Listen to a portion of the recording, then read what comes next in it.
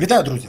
Зеленський зустрівся з журналістами і дав відповіді на деякі запитання, а також розповів про своє бачення деяких моментів. Запитання були жорсткими, відповіді чіткими. Ні, це я жартую. Не було ні першого, ні другого. І от про це ми зараз і поговоримо. Про те, як вже західна преса ловить Зеленського на брехні. В Україні, до речі, про це мовчать. Одна із заяв Зеленського була про те, що якщо Росія не б'є по нашій енергетиці, ми не будемо бити по їхній енергетиці. Дуже цікава заява, особливо якщо згадати, якщо Росія зробить в Києві блекаут буде в Москві. Якщо вам не важко, напишіть зараз в коментарях, чи сталося це, як і казав президент. Якщо ні, то як думаєте, чому? Напишіть, сталося чи не сталося. Далі, території ЗАЕС – це одне питання. Для Володимира Олександровича, мабуть, треба пояснити, що це два питання. Більше того, ці два питання розділені навіть в плані Трампа. Але окреме питання – це те, що чому зараз Зеленський і росіяни намагаються спростувати заяву Рубіо. Може тому, що Рубіо видав інсайд, який ані росіяни, ані Зеленський не хоче, щоб вийшло це на загал. Це окрема історія, але те, що залишилось дійсно тільки одне запитання, і це питання, верніше, і це території, тут навіть немає ніяких припущень, тут чітке розуміння. Далі, коли каже Зеленський про те, що зустріч з Путіним в Москві неможлива, нехай приїжджає в Київ, я погоджуюсь, зустріч в Москві, це безглуздя. Це абсолютно безглуздя, це дурість і все інше. Він сказав так, я публічно запрошую Путіна приїжджати в Київ, якщо він наважиться, звісно. Після того, як Путін запросив його до Москви, шоумен запросив його до Києва. Він, може, іначе, якщо його запросить до себе в династію, та саме комплекс будинків, який будував Чернишов на гроші, які скримздів Міндіч з Енергоатома. Цікаво. Якщо один дурень ляпає дурню, то який сенс робити так само і ставати з ним на одну ланку? Хоча впевнений, що у нас знайдуться ті, хто будуть в захваті від того, що сказав Зеленський, як він брутально це заявив. І, мабуть, це ті ж самі люди, які ще не доїли травневі шашлики і не можуть зрозуміти, коли він місяць тому казав, щоб ти сканав, а зараз готовий з ним зустрічатися.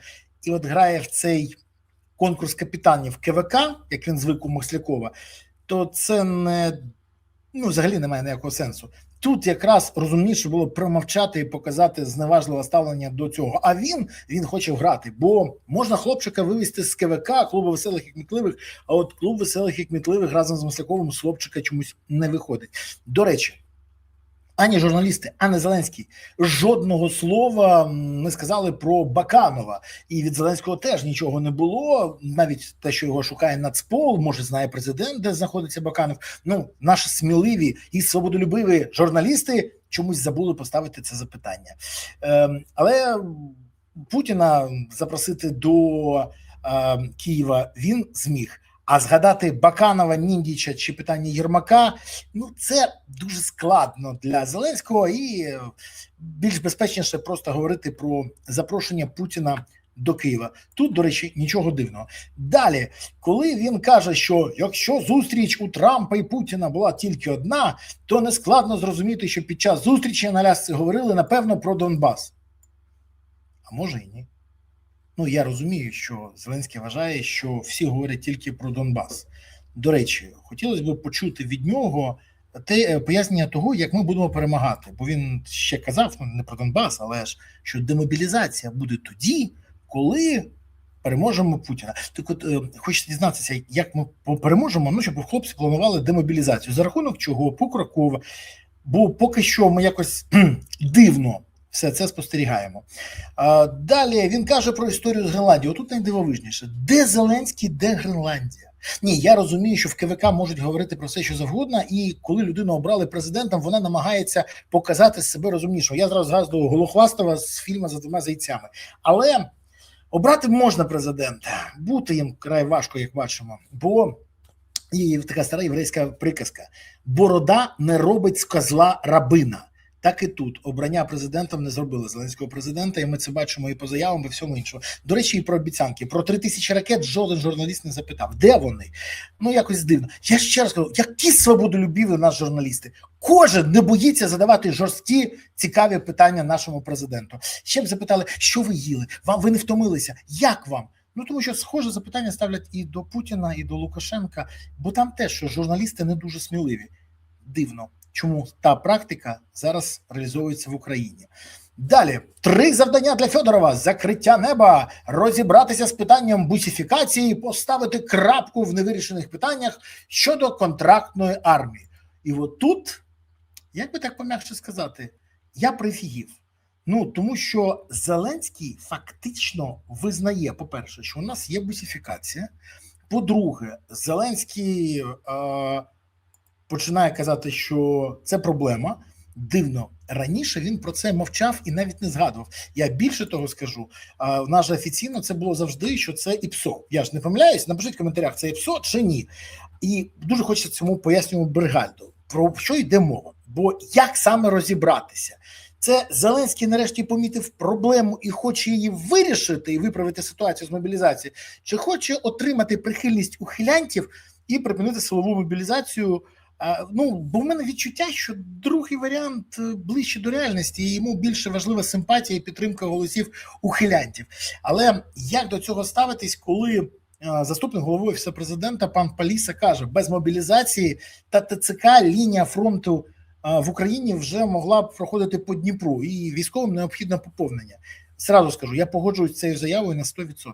Мені нема чого додати. Головне не підміняти все-таки справедливу мобілізацію бусифікацією і не ховати від мобілізації друзів президента, та не давати бронювання на меморіальному кладовищі від мобілізації пропагандоном Офісу президента. Оце дуже важливо.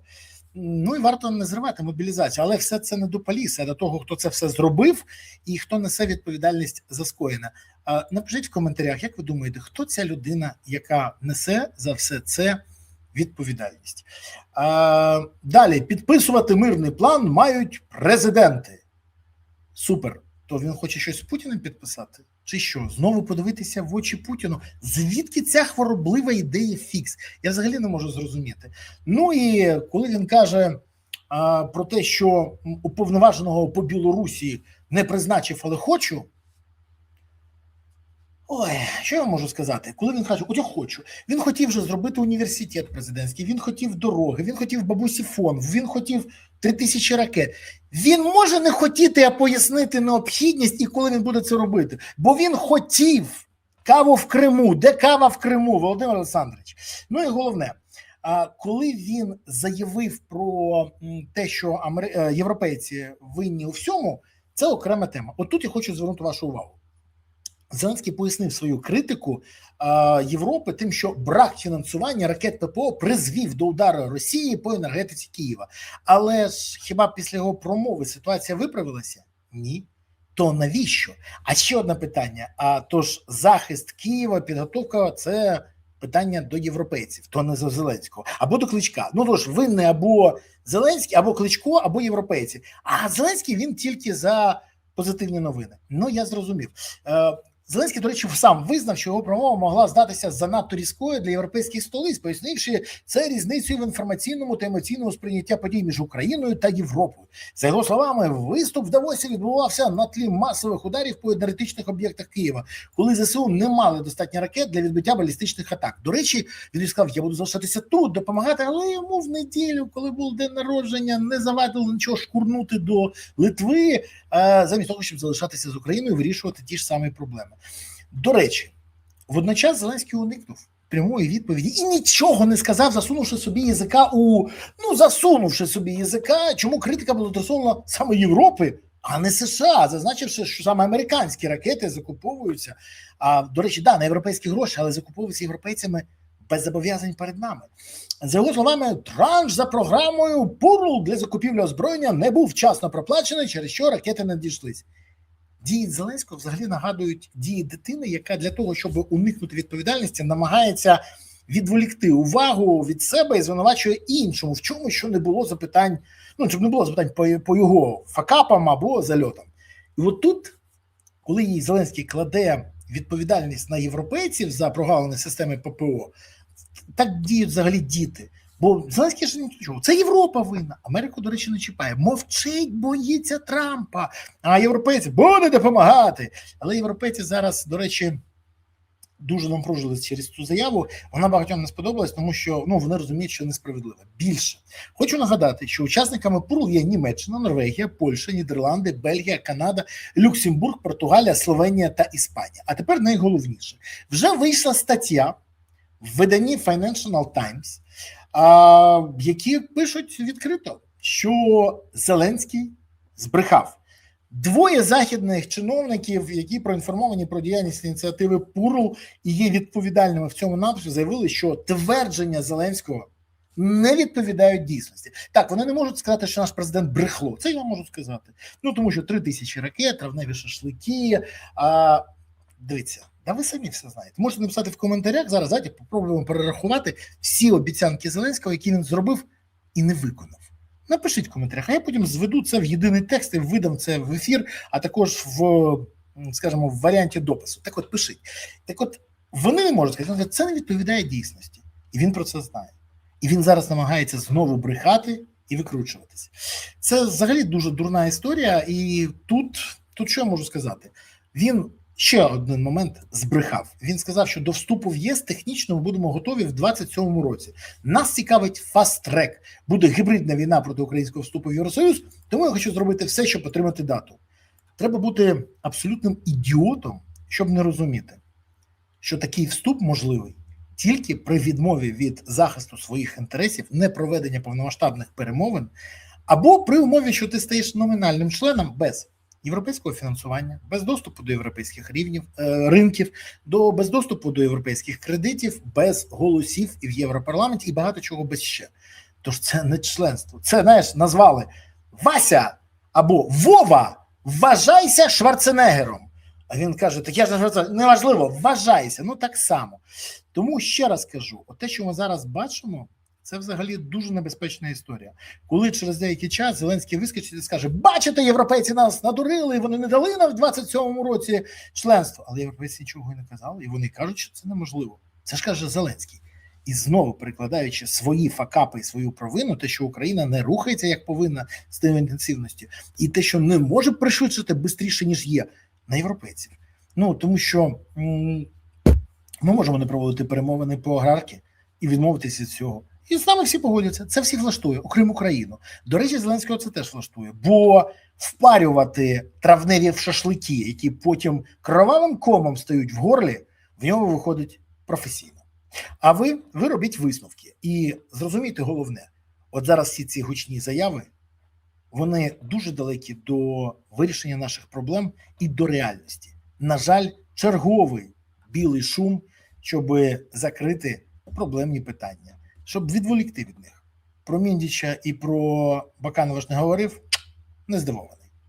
Дякую, що дивилися, дякую, що підписались, поставили вподобайку, прокоментували і поширили відео. Дякую вам, що активні і не пасивні. Але головне, моя подяка за те, що ви справді підтримуєте ЗСУ, за те, що донатите на ЗСУ, приєднуєтесь до ЗСУ, допомагаєте ЗСУ. Бо ЗСУ – це єдина сила, яка дійсно гарантує, що в Україні є майбутнє. Тому гуртуємось навколо ЗСУ, донатимо на ЗСУ, допомагаємо ЗСУ, приєднуємось до ЗСУ. І тоді справді все буде Україна. Тримаємось разом. Па-па.